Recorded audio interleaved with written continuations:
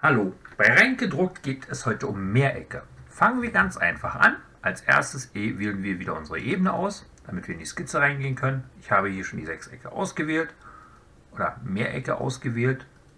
Hier gibt es mehrere Möglichkeiten zum Auswählen, unter anderem einmal eins nur für Konstruktion. Habe ich mal den Haken reingemacht, um euch zu zeigen, was da passiert. Wähle eins aus, mache eins hier rein. Und damit habe ich jetzt so ein sauberes Sechseck. Ich kann hier den Winkel einstellen, ich kann hier den Radius, also hier ist mit dem hier ist der Radius von diesem Durchmesser hier gemeint.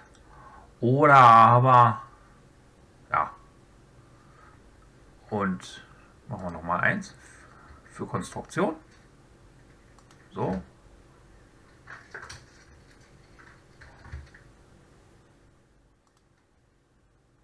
Genau. Also wenn ihr dann eins gezeichnet habt und ihr macht das dann halt nur für die Konstruktion, dann ist das hier eine gestrichelte Linie, also Strichpunktlinie. Und wenn ihr das richtig fertig haben wollt, also ihr das nicht für die Konstruktion braucht, dann nehmt ihr das dann einfach raus, diesen Haken.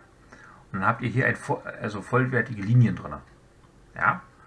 Und was ihr ohne Probleme machen könnt, ist, ihr könnt, also solange wie das jetzt markiert ist, könnt ihr ohne Probleme hier extrem viele Ecken dazu machen oder halt auch wieder raus. Es funktioniert sogar auch ein Dreieck. Ja.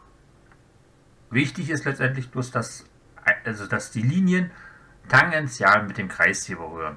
Weiter ist es nichts. So. Das war es eigentlich schon. Bedanke ich mich fürs Zuschauen und ciao, bis zum nächsten Mal.